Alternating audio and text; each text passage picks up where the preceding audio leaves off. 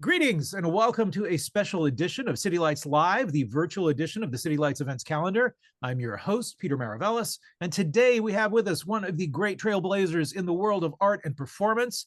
Doug Hall has become known from the mid-'70s onward for his innovative works in performance, video, and media installation, both as an individual artist and as a founding member of TR Uthko Collective. City Lights and Oro Editions celebrate the publication of his new book. This is Doug Hall, which is a beautifully produced monograph charting the life and work of an extraordinary artist. Doug Hall has worked in a diverse range of media and has been exhibited in museums in the United States and Europe, and is included in numerous private and public collections. These include the SF MoMA, New York MoMA, the Contemporary Art Museum of Chicago, the Whitney, the Berlinische Gallery, the Tate Modern, amongst others. He is a recipient of numerous grants, fellowships, and awards over the years, including an NEA grant, California Arts Council, Fulbright. He won the Rome Prize awarded by the American Academy in Rome. He is professor emeritus at the San Francisco Art Institute, where he taught from 1980 through 2008. From 2008 through 2015, he taught at the California College of the Arts in San Francisco. Doug Hall continues to live and work in San Francisco. Joining him today in conversation for our program will be Steve Seid, the former media curator at the Berkeley Art Museum and Pacific Film Archive for over 25 years. His work is, of course, legendary in that he has presented hundreds of innovative public programs featuring experimental media, forgotten film genres, and highly curated selections of international cinema. He has also played a crucial role in building the Pacific Film Archive's collection, particularly the video art and personal cinemas from the Bay Area. He is the author of the book Media Burn, Ant Farm, and the Making of an Image. We will be posting links in the event description with which you may purchase copies of This is Doug Hall and, of course, Steve's book as well. We, of course, carry the books in-house as well. If you find yourself in the hood, please come on down, visit City Lights, check it out in the flesh. And this is truly a beautiful, beautiful edition. So, gentlemen, it is such a great pleasure and an honor to have you with us today. Welcome to City Lights. Thanks. Thank you so much, Peter. I know Steve and I were talking about it.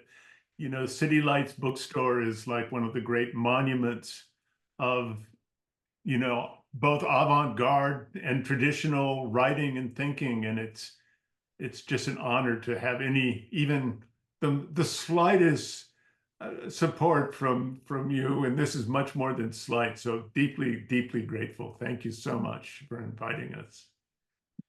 Yes. Well, maybe I could start by just saying something briefly about you know, why I wrote this book. And so it was during the pandemic, and you know, when we were isolated and I needed a project, and also, you know, I have a kind of ongoing neurological issue that's affecting my lower extremities, so it's a little bit difficult for me to get around the way I used to.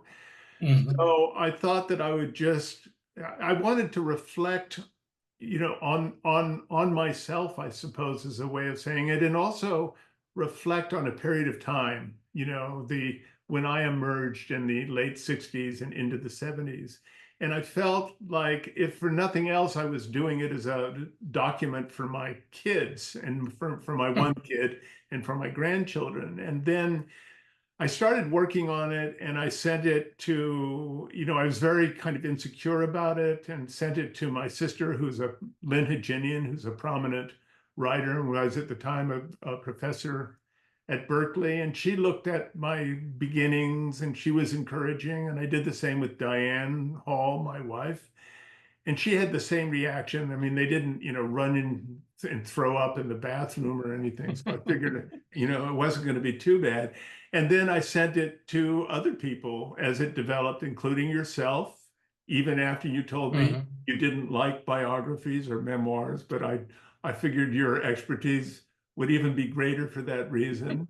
And then I sent it to Alex Zapruder, who I had met and become friendly with.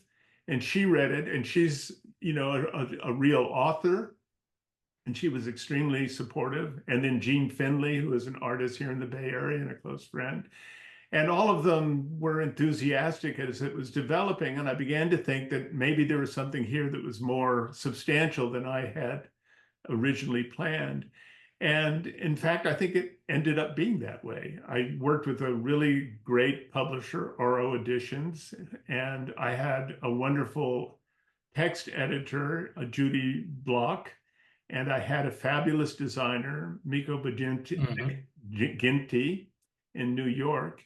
And like any project, you know, in a way, the artist acts as almost like a director at a certain point, and you're working with all these really talented people. And so it was all these really talented people that ended up producing this book. So I'm deeply grateful to all of them, including yourself for that. And yet at another level, it's not directorial, it's a monologue, you know, which is what I find kind of interesting, that you can look back at something that's been sitting there and fermenting and maturing and becoming headier and headier over the years, known as your career, and Right. and try to make some kind of summary of it. And I think that's the kind of beautiful part, the arc of being a young artist, but now being recollected by a mature artist. Right. Yeah. Well, I think that, you know, to be quite honest about it, I think that one's memory is extremely subjective. And in a way, we construct our memories as we go along.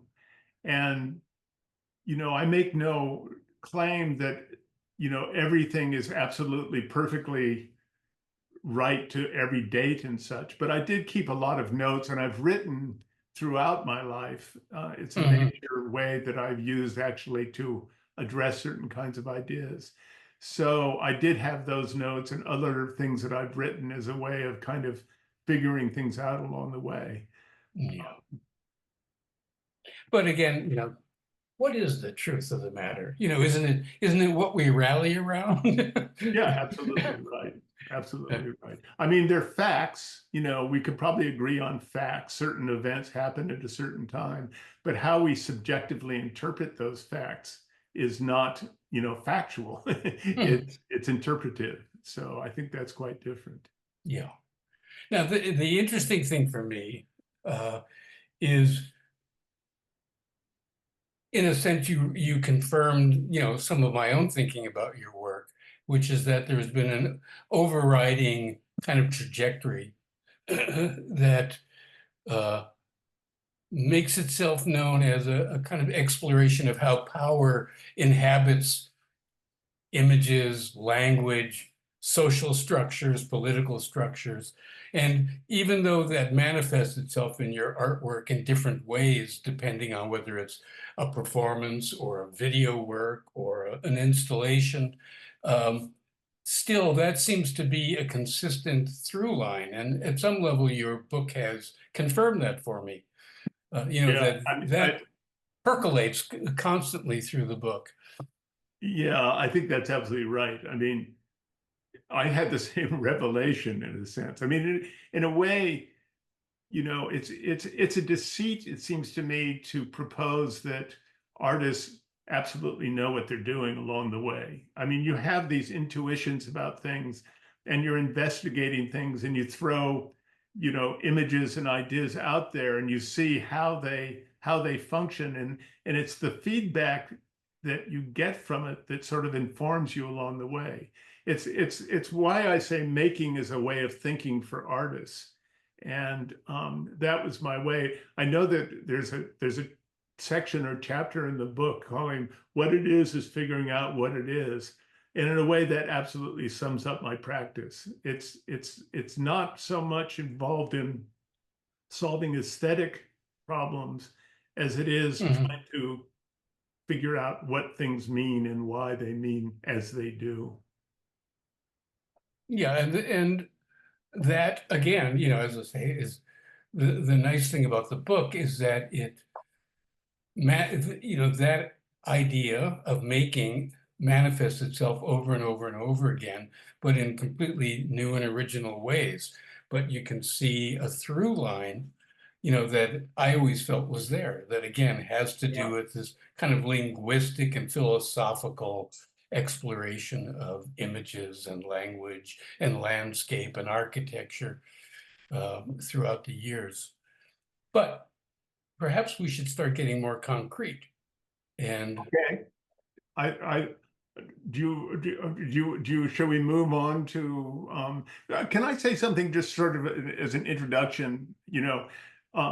I want to go back and just sort of say something about my college experience, which was both invigorating and frustrating at the same time.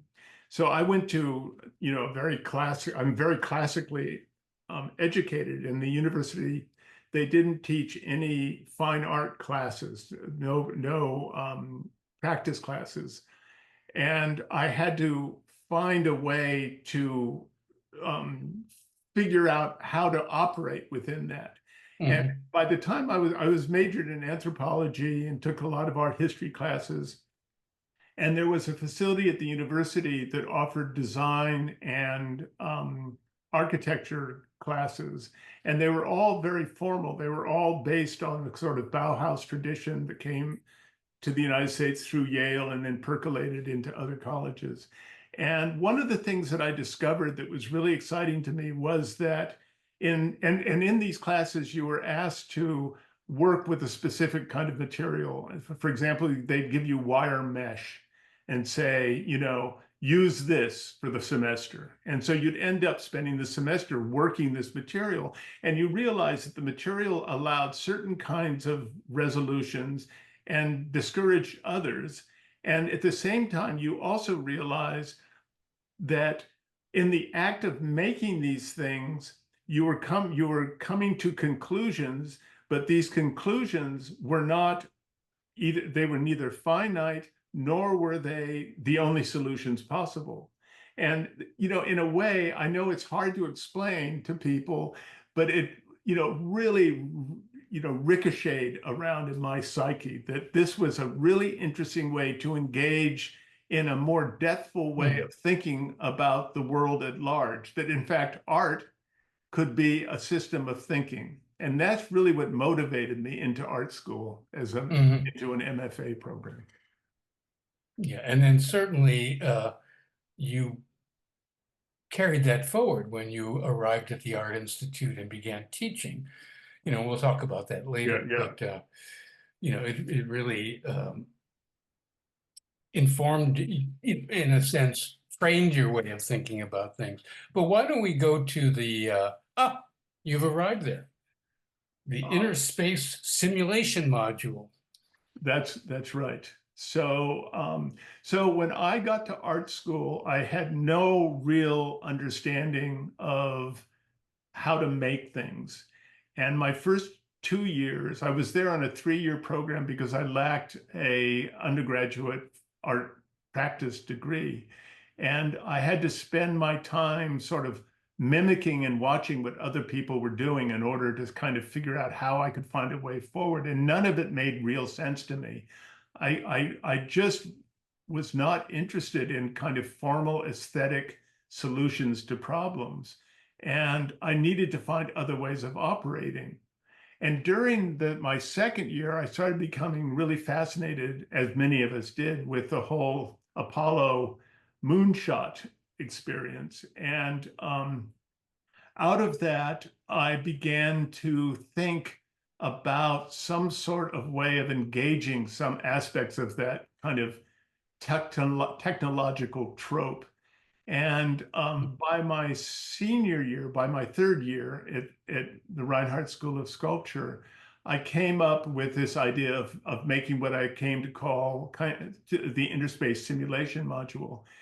And the idea was that it would be I used to call it, rather than a trip, it was a stay at home.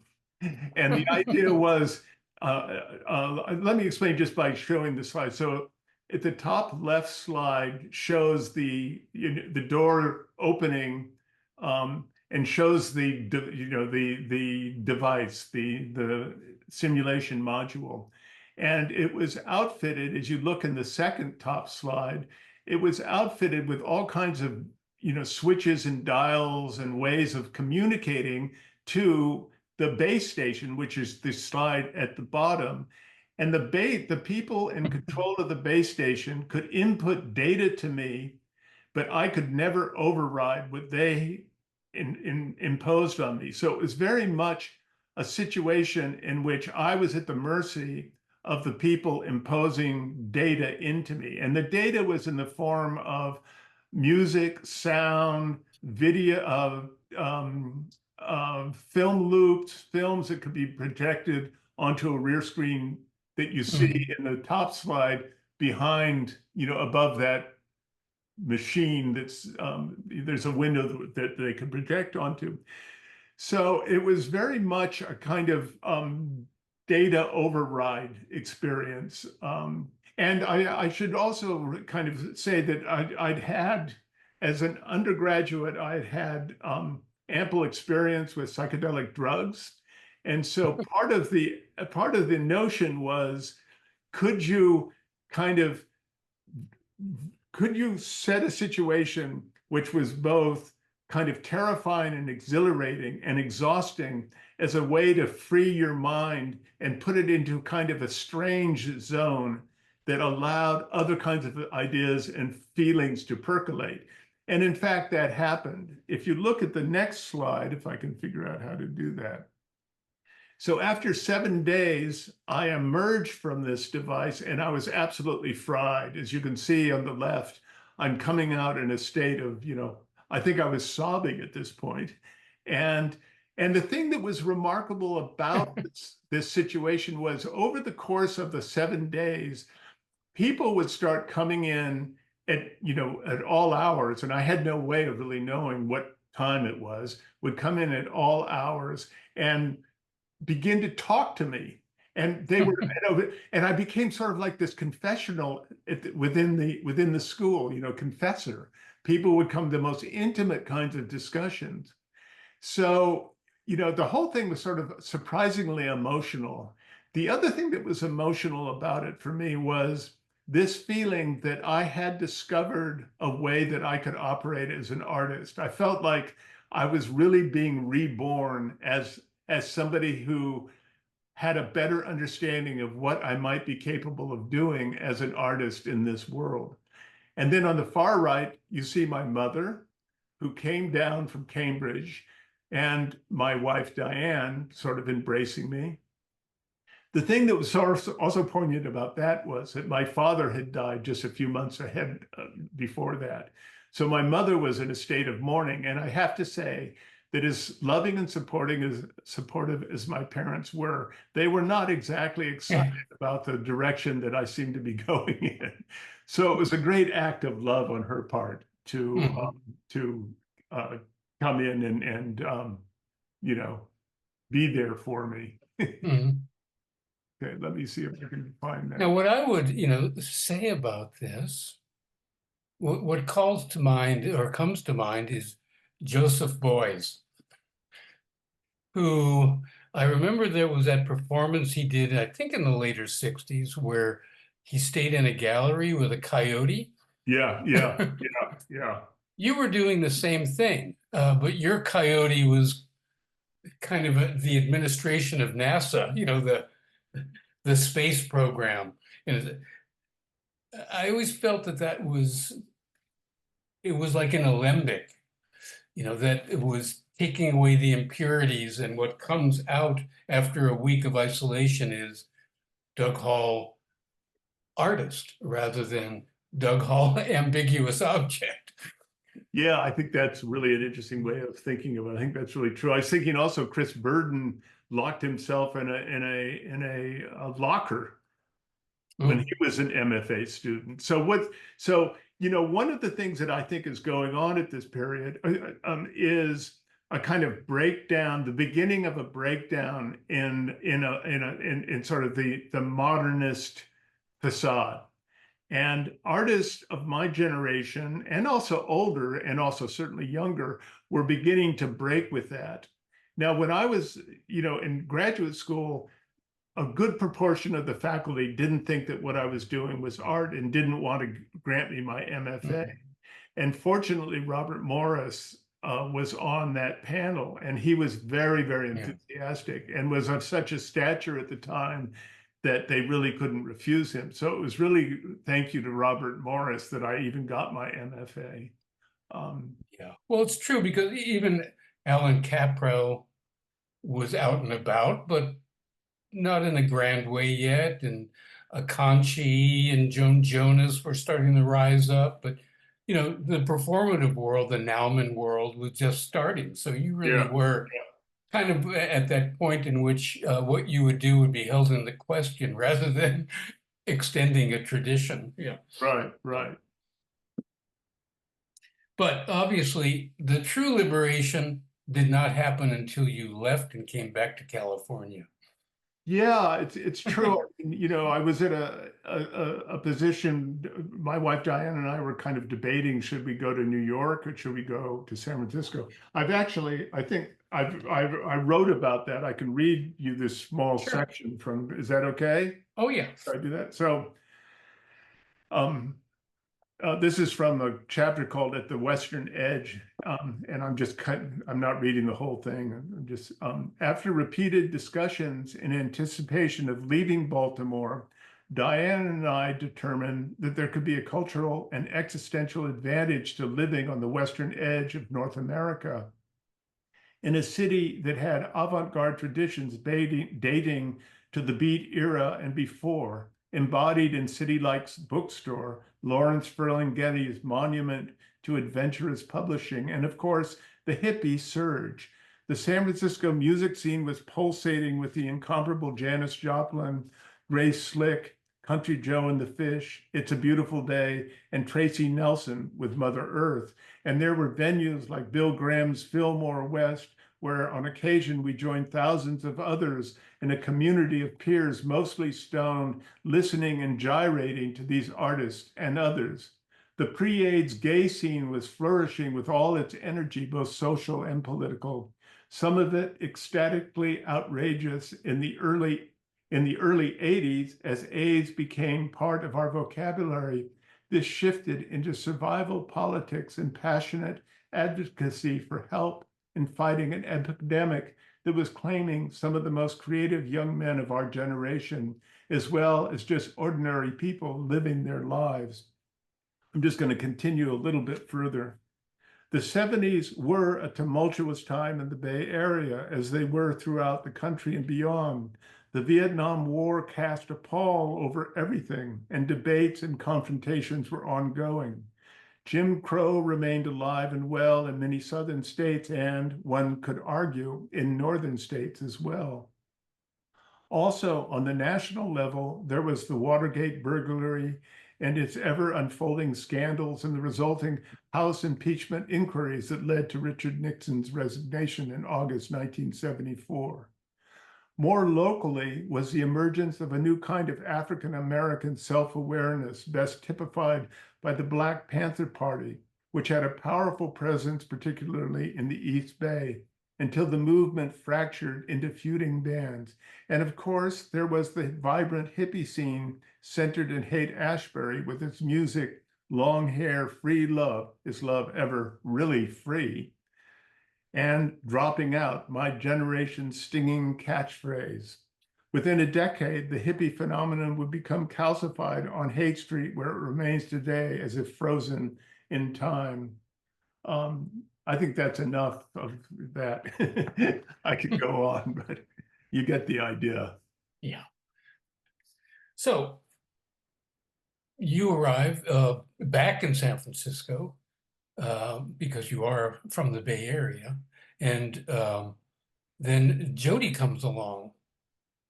You want to talk about? Yeah, I just mentioned. So Jody Proctor was my roommate in college, and Jody married my younger sister, and they were married for about 4 years. It didn't work out, but Jody and I were very, very close.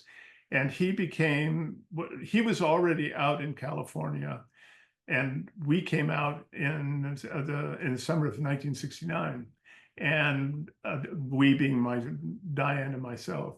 And we decided to form this collective that we called, at the beginning we called Land Through Circus. Later, it evolved into TR Uthko, which we thought was a kind of suitably confusing for people. So we gravitated. How do you say that? What is that? I remember being in a discussion with somebody who said, what is T.R. Uthko? And Jody was with me, and he said, oh, he's a famous Argentinian poet. Ger Uthto is the right way of pronouncing it. At any rate. Yeah, so we were in the Bay Area, and we were looking for trouble to get into, and it was very easy to find. I mean, some of our work, I can show you, let's see, I can show you one kind of slightly dangerous project that we did. So this is I'm going to try to make this explanation as short as I can.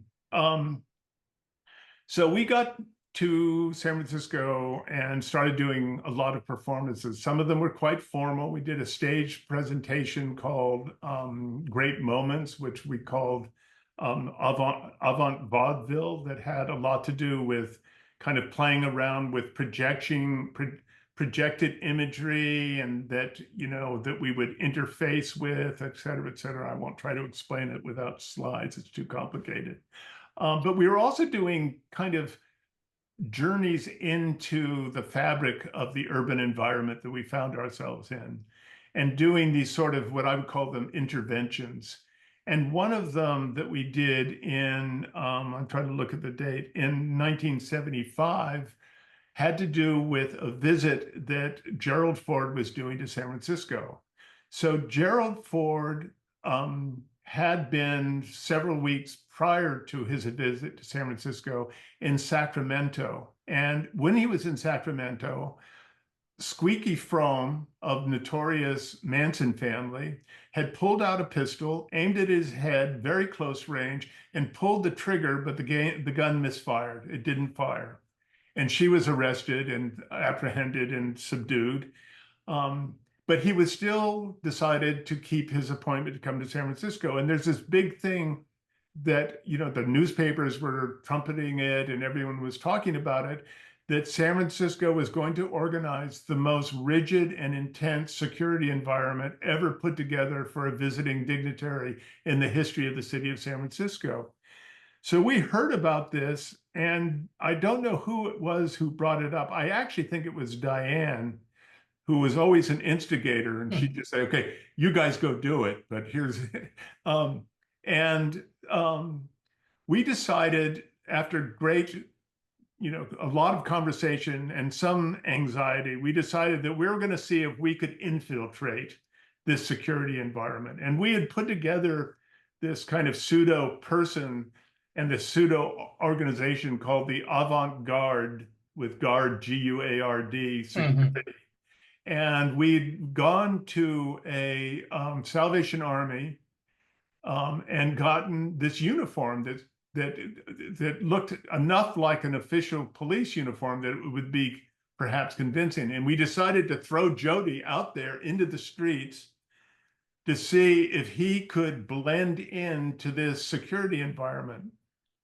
And in fact, he did. I mean, we have, like 20 slides of him, and he was directing traffic, and there was a Palestinian, sound familiar? Palestinian demonstration going on, and he stepped up to them and said, please move off the sidewalk, you're blocking the way. And they obeyed him. And he stood with the cops, and nobody ever questioned him. And we were there with our cameras taking all these photographs. Well, what we were hoping to do was get Jody in the same shot when President Ford arrived, which we were unable to do. But this is his arrival. And the really kind of curious thing about it is that we did this in the morning, and then, went back, to our studio around noon or maybe later. Later that afternoon, when Ford came out, a woman by the name of Sarah Jane Moore stepped forward and tried to assassinate him. And she was standing very close to the place where Jody had been standing previously that morning. So I thought that was a very interesting kind of, situation. Mhm. Now, doesn't Jody also play a security guard in Media Burn? In media, no, he didn't. He was not around for Media Burn. Interestingly enough. Okay. Yeah. Those are all the residents, members of the resident. Yeah, and they're kind of extended family. Yeah, exactly. But what the performance that you did, the Tiaruthko performance that you did, that is most memorable for me is the famous 32 feet per second squared. Right. Let me get that. Let me get that slide. I think that going back to this issue of the body, I think is important to consider and it was really important for me as an artist because I didn't want to make arbitrary aesthetic decisions. I needed structures that allowed me to make decisions based on necessity. Mhm. And so, I mean, there are two things going. That's one aspect of it. And the other aspect of it is that Jody and I had been doing these talking performances, which we call double monologues. And we looked for situations that put our minds and usually our bodies in some sort of strange situation. I mean, part of it is this idea of making things strange. So in the act of making strange, the theory is, my theory at any rate, is that other things become possible, other insights become possible. And at any rate, it certainly influenced the kind of, verbal exchange that we would have, which was very much done like improvised music might do. You sort of make a statement, and they were always done in the third person singular. And so we were like, both describing this he that is sort of the hero of our stories, and they're all kind of weird things that happen to him. It's sort of, I've often described it to people as bad Beckett. It's that kind of existential weirdness to it. So at any rate, we decided that one thing that we could do was plant ourselves on the facade of this building, which was an art center called La Mamelle in San Francisco on 12th Street. And it was very visible from the street, as you can see on the top right. And so you end up having these multiple views of this condition. For example, if you're on the street, you see these gargoyles, these living gargoyles on the facade of a building. And you sort of marvel at that and kind of wonder why in the world would anyone want to do that. And then if you were, curious enough, you might venture up into the gallery, which is shown on the bottom slide. And there you could see us on two monitors, and you could hear what we were saying. So you're then having, you're gaining proximity to the situation, and you gaining proximity, you're having more information, more data. And then the third view, which is actually the one on the top left, is that if you put your head out the window, you could actually look out and see us. And then you're in another relationship to it. So I think that this idea that your relationship to information is based on context and how you operate within, various contexts. Yeah. Now, the other danger implied is that you did your own engineering, as you told me one day, to bolt the chairs to the wall of La Mamelle, and that I thought was interesting unto itself. Yeah, and we're both terrified of heights too, and that was part of the idea. You sort of create, you purposely create a terrifying situation in order to, stimulate a way of thinking that doesn't ordinarily happen when you're wandering around in the world. Yeah. I mean, that was a thrilling one. But that I guess that brings us to the big, your move over to participating and making really seminal video works in the mid-70s, Media Burn and with Ant Farm, and then your own The Eternal Frame. So should we make the shift to those? Yeah, let's look at that. Yeah. So, as you noted, so Ant Farm, so we became very close with Ant Farm, and we became close partially, but the initial introduction was because Diane, my wife, had gone to Tulane, and she knew very well of one of the members at the time, Hudson Marquez. And Hudson Marquez had been an art student, I think a year behind Diane at Tulane. And we went, and I had heard about Ant Farm doing these inflatable kind of environments, kind of more to do with architectural space than the kind of art performative space that we were in. And it sounded really interesting to me. So we went over to Sausalito, where their studio was, and Diane had no idea that Hudson was part of this group. And we were walking up to it, and there was Hudson, and he did this double take of Diane, and then they ran toward one another and embraced, said, "What are you doing here?" et cetera, et cetera. So we became really friendly, and I became particularly friendly with Chip Lord, who I still consider one of my very closest friends, and Doug Michaels, who sadly passed away. What is it now, Steve? When was it? Do you remember? 2003, I think. Something like that. Yeah. About 20 years ago. Yeah. Yeah. Amazing artist, architect, thinker, and rabble rouser for sure. But at any rate, they put together this event called a Media Burn, which is very well known for those of you who follow such things. And it's the one that was a critique of media and involved a customized 1959 Cadillac driving through a pyramid of flaming televisions. And Steve Seid is probably the living authority on that particular event. Do you want to say anything more about it, Steve? Other than I made a speech. That's why we're showing this is me delivering the kind of commemorative speech at Media Burn. Yeah. But there is a segue that I wanted to talk to you about at some point, which is that Media Burn, for instance, was very much the product of collective work. Optic Nerve participated, Ant Farm, T.R. Uthko. There seemed to be a real gravity towards this kind of collective work. And I wonder if you have any thoughts on that, what it was that, seeded an interest in collectivity. Yeah, I think that for architects like Chip and Doug, it's natural. You work in an architectural office with several other people, and in a sense, that's a collaborative environment. For artists, it's very unusual. Artists are usually kind of the modernist tradition of the artist is a male, generally white, generally, who is out there flinging paint around and expressing himself as an individual.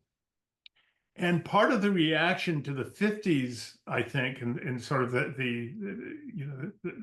is, and the ethos of the artist as an individual is to stop thinking about it that way, to start thinking about it collectively. And once you start doing that, then and part of it is the myth of the ego. I want to rid myself of my ego, which, as it turned out, was impossible for me, but and certainly for a lot of other people.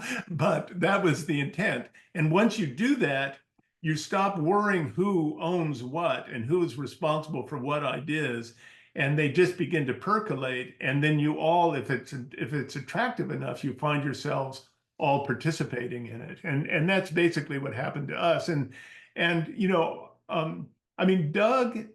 and Diane, and Doug, Diane, and Jody, and less Jody maybe, but certainly me and Diane, and Doug and Chip were very, very close. We really, really liked each other. And that, is another thing. And we trusted one another. It's not to say we didn't argue with one another and, have conflicts of ideas and who's responsible for that idea. And, we had that, but basically we didn't give a shit. And it just, it just emerged organically. It was really it was a fabulous time, in many ways. Also, for me, a very destructive, self-destructive time, but that's a whole other discussion. And at a very pragmatic level, it it allowed you to undertake really monumental works. I mean, the scale on the ground of what media burn was Yeah, was pretty phenomenal. And if there hadn't been 15 or 20 people from Marin Community Video and Optic absolutely. Nerve, and the Yeah. document would never have quite come together. But Diane has a funny way. She said, she'll hear this outrageous, and she's really, she's a very traditional painter now, and she always was. But she also has this, troublemaker instinct in her. And something would be percolating, and she said, "That sounds interesting. Let's do it." Or, "Why don't you guys do it?" And just like, let's do it and see what happens. It's really, it's part of like, if we do this, what will happen? It's sort of what if, and that's a lot of what all of this is about, it seems to me. Let me get back to where I'm sharing here for a minute. So in a way, I'm sort of jumping into something here, and maybe I need another slide to illustrate it. But basically, when I was in college, I started doing these imitations of Kennedy, and they were based on a comedic record called First Family by Von Meter, I think was the name of the place. Yeah. And it was a very kind of overbearing, stylized Kennedy accent, which I mimicked. So, and I began doing these kind of weird performances, even in college. I think it was my junior year, maybe it was my senior year. I guess I have to contextualize this. So the college that I keep referring to is Harvard University. And I'm also always embarrassed to say that, but that's where I was going to my undergraduate. And so there's this whole thing about Kennedy at Harvard University that you can imagine because of his history there. So I was invited to join a literary society at Harvard called the Signet Society. And part of your initiation is you're supposed to do something very clever and funny. And then these kind of literary types will, chuckle or not or whatever. And I convinced Jody because I was kind of afraid to do this on my own, I asked Jody to help me write a speech. And we decided to write a speech about delivering a speech at the Signet Society and do it in my Kennedy accent. And it was done so that we'd snuck in there earlier, and it was, it's a club where, some of the most famous literary people, like, my mind I can't remember, but, William Burroughs and, different people who would come there. But at any rate, so there were these pictures, and in the speech about a speech, I could make references to these photographs that I'd already seen and the architecture of the room and the pretensions of the thing and all of that. Well, Jody and I thought it was, Jody wasn't there because he hadn't joined, but I was there and I thought it was hilarious, but I think I was the only one. So at any rate, this Kennedy persona existed. And when we got to the Bay Area, we started fooling with it more and developing it more. And in fact, this persona became part of a package of performances that we did when we went on the road with Great Moments, which was this sort of avant vaudeville thing that I was trying to explain earlier. And then we began to talk to Ant Farm about it, and they got really interested in it. And at a very famous meeting that took place in this very room where I'm sitting now, all of us gathered together. And I don't know who came up with the idea. Chip and I have been asked about it over and over again. Somebody in the group said, "Why don't we reenact the assassination of Kennedy, not as a way of belittling him or the tragedy of the event, but as a way of addressing how an image like the assassination of a president or any kind of cataclysmic event circulates in our culture, and what is it? In other words, well, I'm getting ahead of myself, but let me just say that that images like the Kennedy assassination, which for my generation was the first sort of televisual experience of an American tragedy. And what happens is that the fact of the event exists momentarily. Like this man has been shot and killed in Dealey Plaza.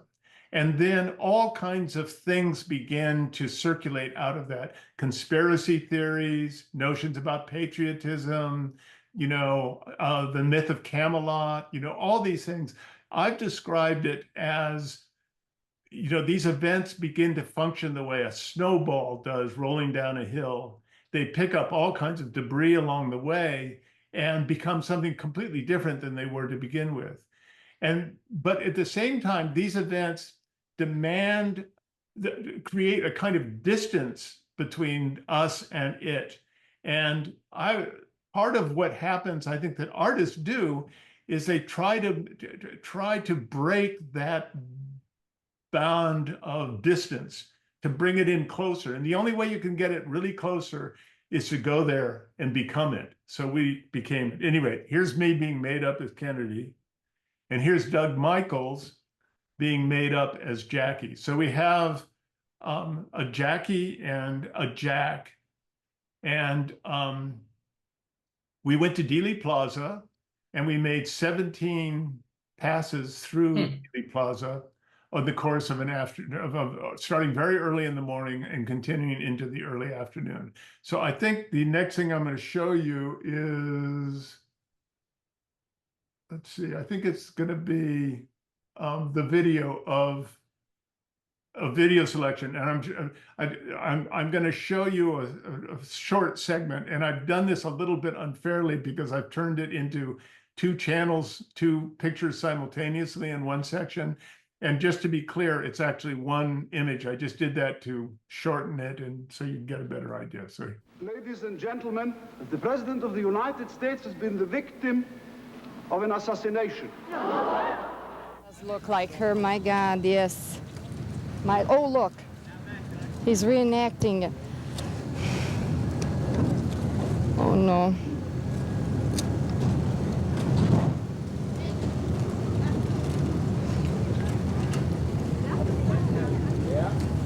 Got it all. Feels like the real thing. This is terrible. Okay, yeah, I see it. So realistic. It's terrible. We were out on the street working. What? We were out on the street working when it happened. Oh, Lord. At work. Okay. Some woman came out of the house and told us it happened. I thought I was cutting grass when I ran in and turned the TV on. She was upset because her husband was in Secret Service. She didn't know where he was at. He was out of town. We are now going to go into the Kennedy Museum and talk to the curator.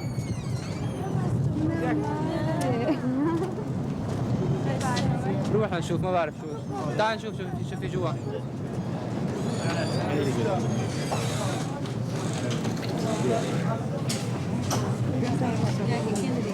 I want to thank you all for coming to the Kennedy Museum. And I also want you all to know, as you watch the history of my life, yes. Please, Would you people prefer? not now. I'll talk to you later about Yes, fine. Thank you very much, sir. It's a good, worthwhile thing that it. you're doing Please here. step outside. Yes, sir.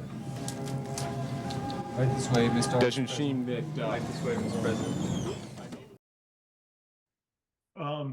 I'm going to read. I have a small thing I could read about it, but actually is more articulate than I can be when in real time. Here we go. As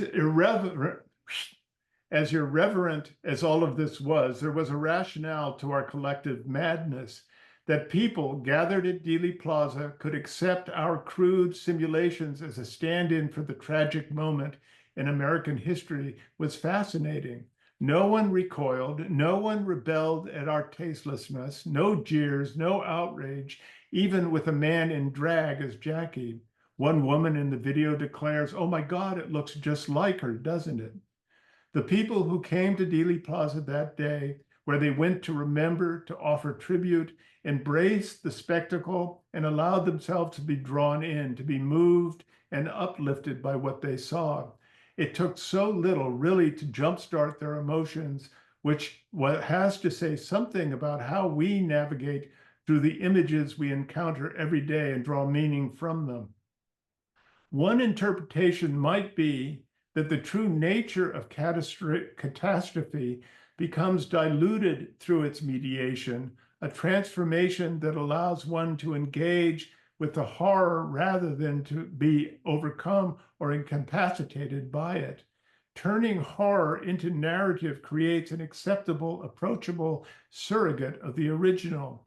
The distancing and aestheticizing mechanism allows a truly horrible to linger more gently in our minds so that our sentiments can grab hold and find avenues for expression and momentary release. This reduces our sense of powerlessness before those tragic public events that invade our lives and are beyond our control, because true horror is, in its raw, visceral reality, indeed unfathomable. I think, yeah, so that ends it. Yeah. Mhm. Yeah, I was always impressed by the nerve, but it was also unnerving for you, I know, this to walk out onto this kind of sacred terrain, you know, and to royal it. And I Yeah, always, it definitely, I mean, we had a lot of a negative reaction to it from important people in the art world that it didn't help us to alienate. But over time, it's become a classic of kind of early American, video art. And I think that what it's really about is what I was trying to describe earlier when I read from my book. It's not glib at all. It's not a parody at all. It's really about trying to bring an event that wants to remain distant close so we can engage it and understand it better. And even a person I mentioned earlier, Alex Zabruder, who wrote a book about her family's relationship to her grandfather's film that he shot, surprisingly, and I mean, it is what the Eternal Frame is based on. The Eternal Frame is really an interpretation of that movie in some way. And she originally had heard about our the Eternal Frame and was just appalled by the idea. But then she did more investigation and she actually reached out to me and we started this conversation, which she includes in her book. There's a whole chapter devoted to the Eternal Frame, and she absolutely got it. She said her grandfather never would, but that she totally did. So that's interesting. now the other, this is an aside in a sense, but what has happened in 1975 in your artistic practice is that you began recording things. So that you were no longer doing ephemeral performance. I mean, there's a certain kind of advantage to that if its grandeur or its failures just dissipate into time. But now you have gotten into a tradition of working in videotape, doing electronic media. How did that change your thinking about things? Yeah, I'm not sure I have a simple answer to that. I mean, it relieved me of the, so in order for me to perform live, I had to work myself into a state of semi-delirium. And I did it with kind of often using alcohol and sometimes drugs, and not when I was performing, but sort of working up to it. Because basically, I'm, as hard as it is for anybody to recognize this, because I seem so gregarious, I'm actually quite shy and guarded about my personal life. And so to put myself out there like that to make yourself vulnerable, and you're not, and what you're doing, it's not like I'm in a Shakespeare play or something. You're doing these sort of outrageous actions, and you know, it's sort of scary. It's psychologically scary. And so backing away and finding ways of operating that didn't include those moments of being looked at in that way, you know, helped me move along to make, you know, as you said, make video and find ways of, I guess, of performing, but performing, you know, for one or two people who I trusted and felt comfortable with. The other practice that kind of underlies this is that even though you were beginning to make images, I can't think of any of your works that didn't include a kind of implicit critique of the medium itself. So you never let video off the hook. You never let you know, our addiction to moving images off the hook. You know, so soon after you would do the Amarillo news tapes, and again, a set of practices known as the news. I'm sorry, just to finish up with the Eternal Frame, these are two different installations. The one on the left is the original installation, the Eternal Frame, done at Long Beach, and then the Getty, when was that, Steve? In 2010 or something? Something like that, yeah. Asked us to recreate it, and they used the set designer to help get all the objects, most of which we had thrown away or been, you know, taken from the Salvation Army in Long Beach, and recreated it. And the woman who worked with us was the one who worked with Oliver Stone on his movie, so she was perfect. But anyway, yeah, the Amarillo news tapes. Do you want me to say a few things about it? Well, I think quickly, it's a kind of a transitional work. Yeah. So I had this idea of doing 3 what I call artist in residencies. The first one was to be an artist in residence at a professional sports team, and I ended up doing a project with the San Francisco Giants that I've never been happy with the result, but it was a fabulous experience. And Chip Lord was involved in that, helped with that a lot. And then the other one was to do a small, small TV station. And because of our relationship with Stanley Marsh, who owned KVII Pro News in Amarillo, we were able to get that. And then the third one, which I almost did, was to be artist in residence at the Carter White House, but that fell through due to political reasons. So, at any rate, we did this thing, which ended up being, in a way, a critique of the staging of this kind of news. You know, a lot of it is like, and so we all took on various characters. Starting on the far left is the man standing behind is the actual, special reporter. Then next in front of him is the major on camera talent, and what do you call them? The news anchor. Yeah, the anchor. Thank you. And then I took, of course, given my personality, I took on the other anchor. And then Jody was in the middle, and standing behind me is the other anchor. And then Jody and Sandy was a sports guy. Standing by him is the real sports guy. And notice how similar they look. And then Chip was the weather guy. And standing behind him is the actual weather guy. In a way, we all sort of look like, So I'm going to show you one excerpt from what became the Amarillo news tapes. The windshield was dirty and the brakes had failed on at least 3 occasions. The rear bumper was dented and there were several rust spots around the door. But the tires were old and some threads could be seen. Little tufts of foam rubber were sticking up out of the upholstery where it had been ripped. There was brown tape attached to the ceiling, and there were some stains on the dashboard. The radio no longer worked, but on the television there was a man laughing at a woman. The woman wore a white hat and talked in a foreign accent, possibly Czechoslovakian. She said she'd been in the basement when the phone rang, and that when she answered it, there was no voice. Two policemen were outside, and they saw Mr. Arnold Sayer climb down from the bus. He had on a jacket, and a zipper was up tight against his neck. The temperature dipped last night into the low 20s, and all of them went inside. There were some faces behind the glass. The doors have been hanging from old hinges. The equipment no longer works, and some of the livestock were killed earlier this year. He sat on a bench in the park and studied his socks, which were red with brown stripes. His shirt was white and had no collar. Jody? So obviously we wrote the copy for him to read, and he's a really good reader. And again, it's a theater of news.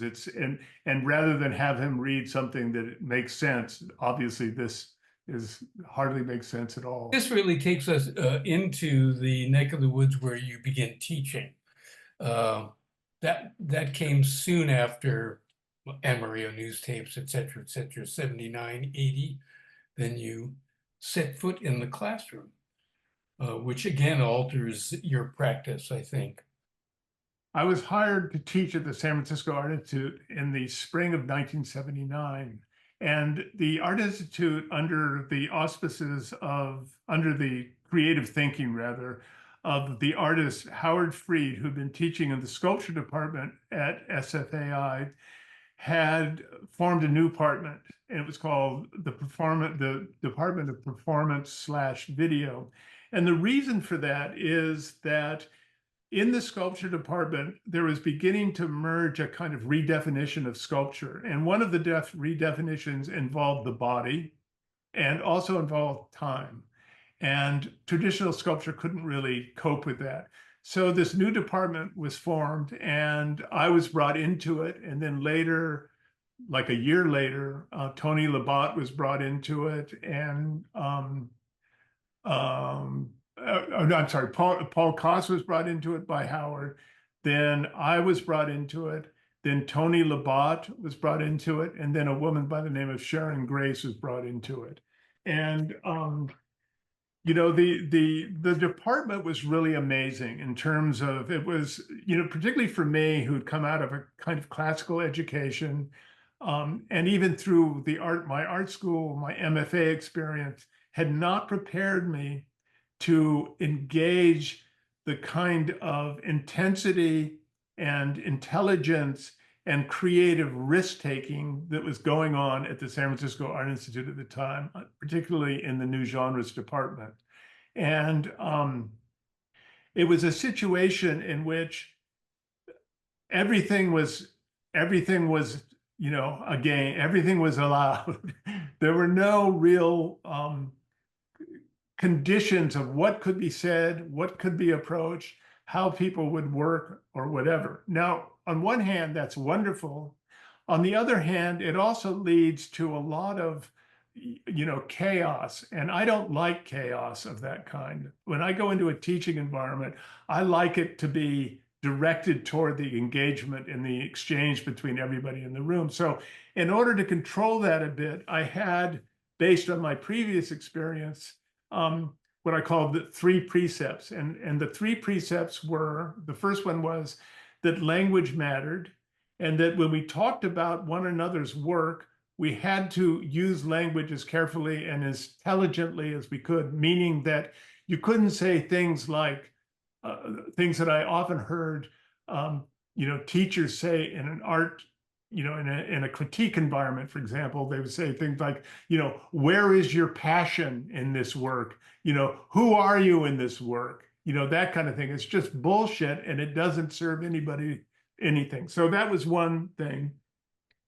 The other one was that because in the new genres department, you had people from all different countries, who spoke different languages, of all different, you know, sexual orientations, of all different relationships to, you know, illegal drugs, to, you know, it was just a hodgepodge of people, all of whom were very different, but all of whom were engaged in a kind of investigation of difficult ideas.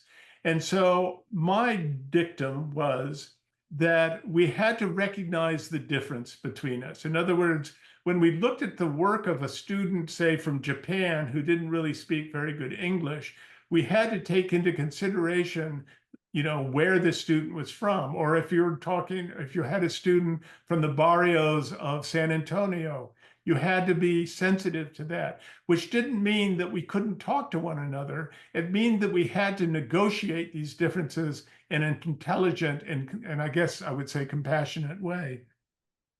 The other one was that I never allowed anybody in the third, precept was that I never allowed anyone to say what they liked and disliked. In other words, you couldn't look at somebody's work and say, I really like that. And the reason for it is that it's irrelevant what we like or dislike in these kinds of contexts. And it shuts things down rather than opening them up. So that was the other thing. And the fourth thing, which wasn't a precept, it was sort of a condition of, operational condition, was that before an artist presented their work, they were discouraged from informing us what the work was about. Because the idea was we would look at the work as a group of people and we would form our own opinions of it, and then we would discuss it. And the hope was, in the act of discussing it, the artist was like a fly on the wall and would listen to our discussions, and then at the end they could come in and say whatever they wanted. I thought I wanted to just briefly do a setup in a sense. Around this time, you were doing a multiplicity of small videotapes, and then suddenly you emerged with a large tape called Storm and Stress. Right. And you kind of took the themes that you'd been looking at before, which had to do with very earthbound forms of power, political power and social power and infrastructural power, and then suddenly you emerged in a much grander sense that there was power even expressed through natural wonder, the sublime. Right. And to me, this was a big thematic shift in your work, where you do Storm and Stress and then quickly move over to works like The Terrible Uncertainty of the Thing Described. And I thought that's where we could kind of find ourselves. Yeah. So briefly about this idea of the sublime, which we could go into endlessly, and I will keep it really brief. I mean, so the sublime has my interpretation, or my interest in the sublime, has to do with this idea that that there are mechanisms or systems or observations that we have that appear to be outside of our reach, that we can't really get a handle on. The most obvious is in nature, a huge mountain or a huge electrical storm, that kind of thing. And there's a whole language that comes out of the sublime dedicated to that comes out of Kant, for example, on the critique of judgment and other writers. And I thought that this idea of the sublime not only applied to extreme forms of nature, but also you found it in industry, in a kind of industry that mimics the body, like huge machines, which are really just extensions of our own bodies. And so I explored that in several pieces, and the one that you're referring to is The Terrible Uncertainty of the Thing Described, which I will now see. I'm going to show you. So here's an installation view of it. So as you can see, it is a very large environment. And in the environment, there are video images that depict extreme natural phenomenon, tornadoes, storms at sea, and other kind of natural conditions that I filmed with my filmmaker, with my cameraman, Jules Backus.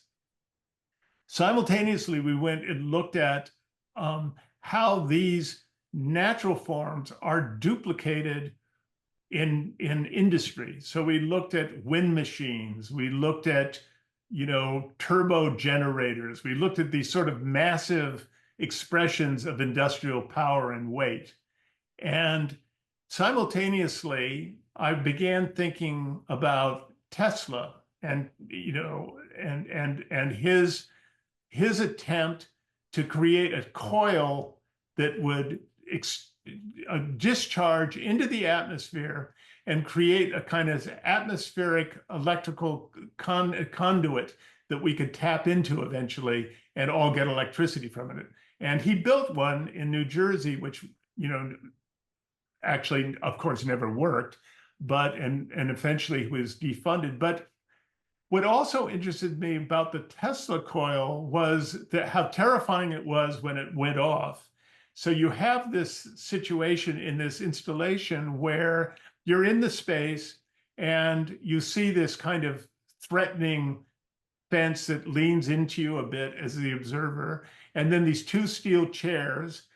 And you see this device behind them, but it's not doing anything, perhaps, when you walk in, and you're experiencing these highly refined images of video. And then suddenly this machine discharges with over 1 million volts of electricity that goes out into the chairs and kind of ricochets about in the space, and is very disconcerting because suddenly you're kind of in that domain. I mean, you're sort of confronted with the sublime. You have this energy that's being dissipated in front of you. And so on one hand, you have the kind of almost beautiful aspect of the video images, and then the force of this event, and you have to negotiate these. The other thing that's really interesting about this to me is that the monitors that were used in this installation in 1986 or whenever it is are CRT monitors, and they have a cathode ray tube that explodes energy onto the back of a phosphorus screen. And actually so that energy becomes refined into these highly refined images. But the Tesla coil is also a data machine. It's just that the data is not decipherable as beautiful images. It's decipherable only as pure energy. So anyway, here's a video of an excerpt of.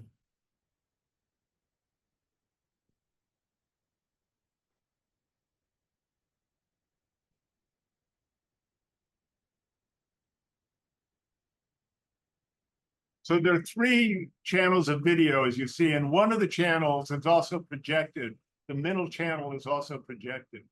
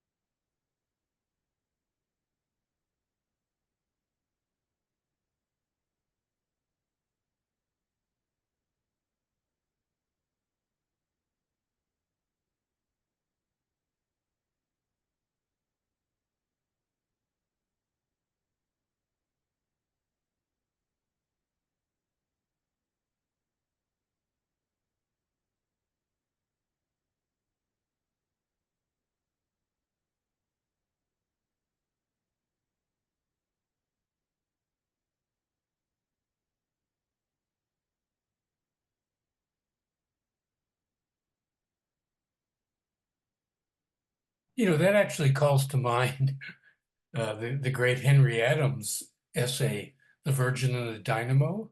I don't know that. I don't know that essay. He visited the world, the Paris Expo in 1900. And they had these enormous dynamos on display, and people were just in awe of them. And he wrote this wonderful essay about how the reverence that had once been shown to the Virgin Mary and had spawned, the great cathedrals all over Europe. That kind of awe and, a spiritual reverence had now moved over to the dynamo. And the new awe was the ineffable power, that was being exuded by these machines. Wow. Can you send me the reference? Yeah, I'd love definitely. to read it. Yeah. It's from The Education of Henry Adams. Oh, yeah, of course. Yeah, I've never read that. So, but I think we're going to have to skip along towards the end. yeah, let's just mention that I've done a lot of still photography, large format photography, which we're not going to deal with right now because we're way over, I think. What else are we skipping? And we're going to go directly. So I sort of abandoned, I'd just say I partially abandoned video and video installation for a while. And the reason was that I found in large format photography, meaning pictures that I would take with a 4x5 or an 8x10 camera, that the way that I could both stop time and manipulate time really interested me. And it interested me because I had this theory that the moving image sort of propelled you in a direction that you had no control over. Whereas the still image, if it was at a certain scale, allowed your imagination to sort of flow into it. And since I've said this stuff, I'm going to show you a couple of photographs just to illustrate my point. So this is an example of one of my photographs taken in around 2010, or 20. I think, yeah, I think that's right. So the thing that I think is of interest to me, at any rate, is that when I take these photographs, I find a location that I'm interested in, and then I will take many photographs in the form of negatives. I take negative film, and then I go back and I scan them into my computer, and then I restage the situation. So the first I take a shot of just with as few people as possible, and then I populate the space, because it's based on this kind of idea that both the natural world and the urban world are constructed, both literally constructed by human beings, but also constructed by our imaginations. And I'm interested in treating it as a stage and populating it the way a stage director might populate it. The other thing that I really loved about it was this conceptual thing, which is, so the conceit of photography has always been that it captures a moment in time, and that the art of the photographer is his or her ability to do that, to be at the right time to get the right shot. But mine are really palimpsests. They are layered, time is layered. And sometimes if you look carefully, you can see that the shadows go in different directions. And that's because, or not totally, but there are different angles, because the day is proceeding as I take the photographs and put the people into them. So there's this one, and then this one is done the same way. It's a swimming environment in Japan, in Yokohama. So at any rate, I wanted to make that point. So let's move on, Steve, shall we? Mm-hmm. We have no choice. So I'm going to talk a little bit about, I did a piece. So I was invited by a woman by the name of Cheryl Haynes, who owns or runs a entity called the Foresight Foundation, and she is dedicated to doing projects with artists that have to do with sight, with specific places. And she was asked to put together a program for the 75th anniversary of the Golden Gate Bridge. And she came to me and asked me if I was interested in doing something. And I really hadn't been involved in, large video projects for a few years. And when I left, it was all like, you know, what do you call standard video, like 360 by 480 format, and kind of looked shitty, which is one of the reasons I was sort of embraced large format photography. But when I came back to it, I found that it had come a long way, and you could shoot HD video with, you know, very small and relatively inexpensive cameras. So I agreed to do the project, and I immediately went to a dear friend and a great producer by the name of Star Sutherland, and he and I, over the course of a year, shot this piece called Chrysopoly. And the piece is really about the Golden Gate Bridge, but more importantly, it's about the huge container ships coming in and out through the bridge. And you know, we worked on it and you know, developed the technology to show it, and et cetera, et cetera. And so it ended up, this is where it was installed. This is at Fort Point, which is beneath the southern expanse of the Golden Gate Bridge. And it's a fort built in the, I think, early 19th century. It's just a fabulous location. And my installation was positioned as you see it here. I had a rear screen projector, and the projectors were behind the screen.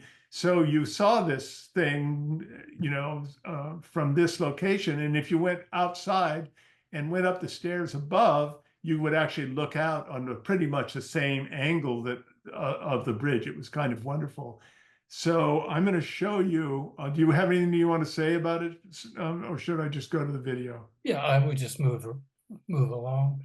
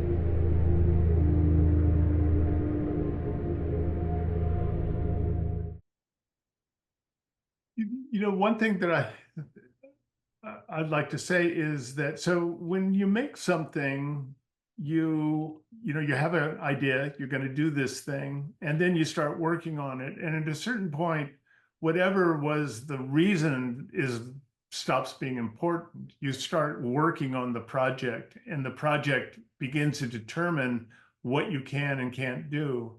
And also, you know, I think this project surprised me because I found it really moving in the end. And I think that part of it is because of this wonderful soundtrack that the sound artist Jim McKee did, and along with Jeremiah Moore, gives it a kind of feeling. But also there's this kind of sense that, so these are these huge biomas, coming in and out of the city, carrying stuff.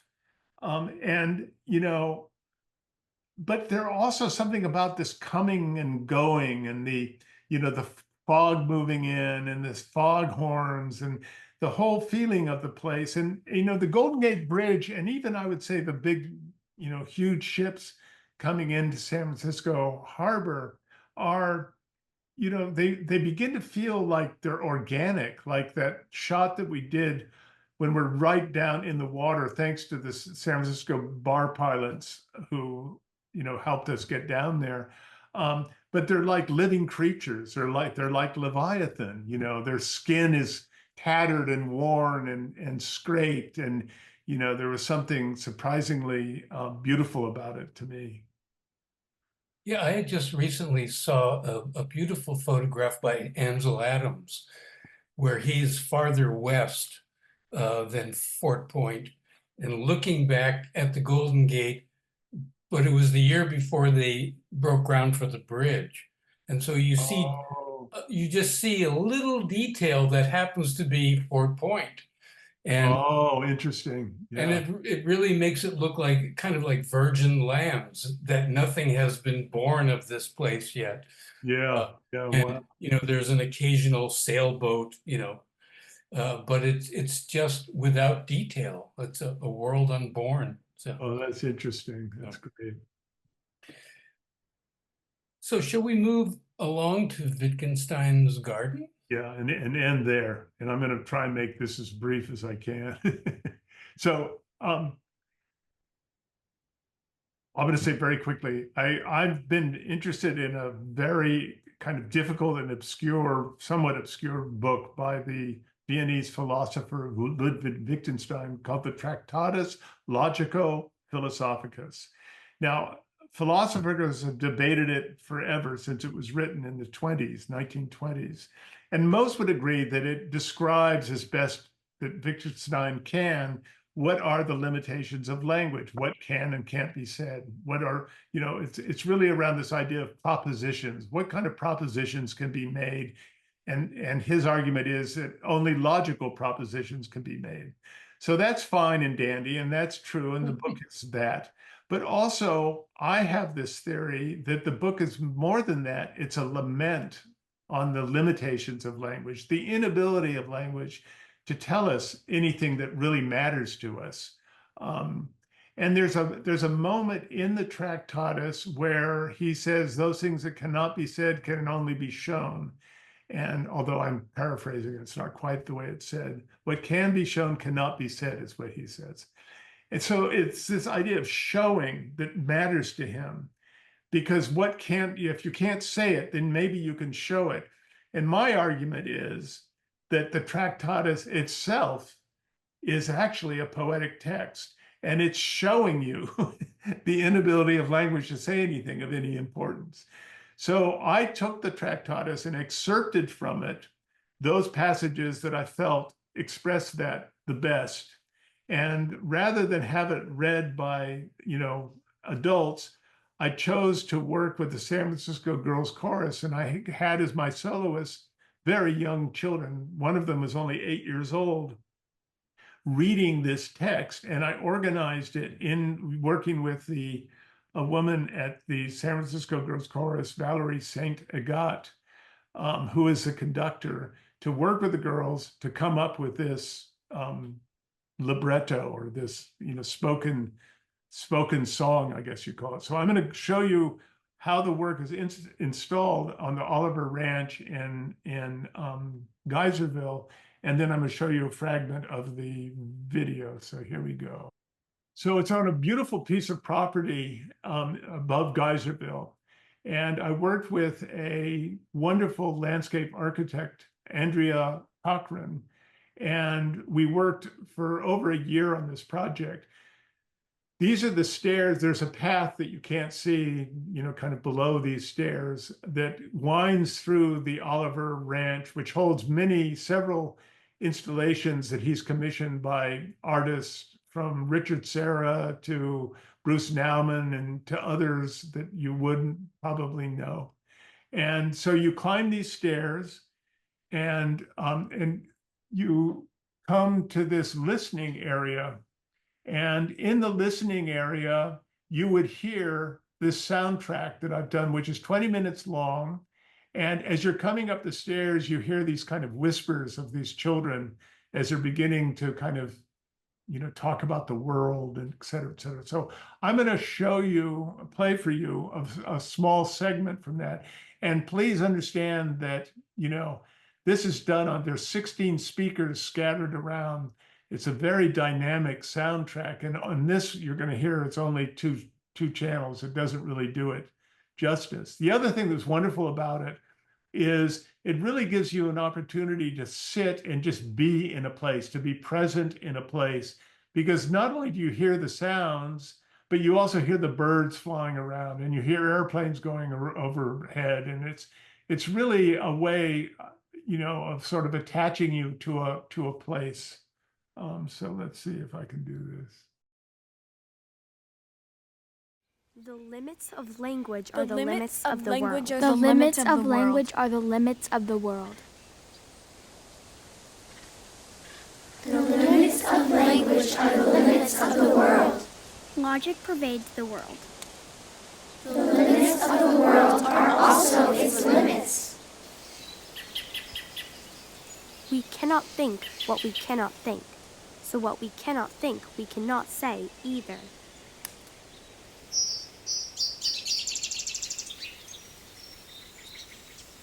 The world and life are one.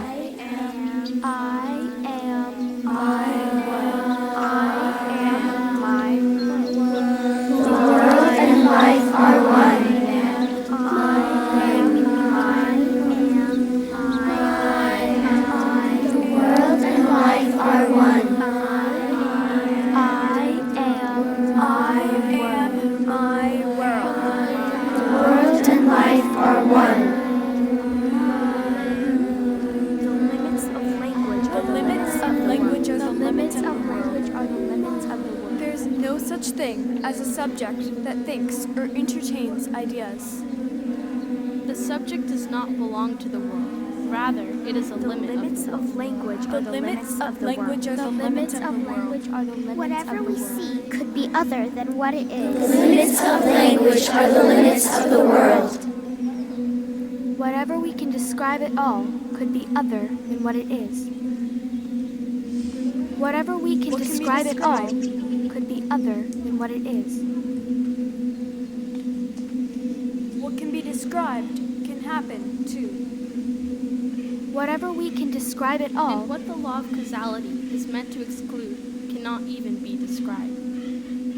The limits of the world are also its limits. It is an hypothesis that the sun will rise tomorrow. And this means that we do not know whether it will rise or not. or not. Or not.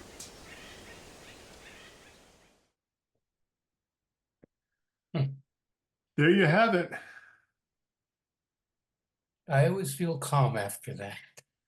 Yeah, it's interesting. I think that, you know, we talked about this before. I think that chapter is from roar to whisper that comes into, and there are other places. There's another piece I did about the relationship between Franz Kafka and Milena Yashinska that is also has that feeling. I mean, it's much more, I think that one of the things that happened over the course of my career is this movement away from a kind of interest in displays of power and a sort of aggressiveness in my work to something that's much quieter and much more internal, it seems to me, and intimate, I would say.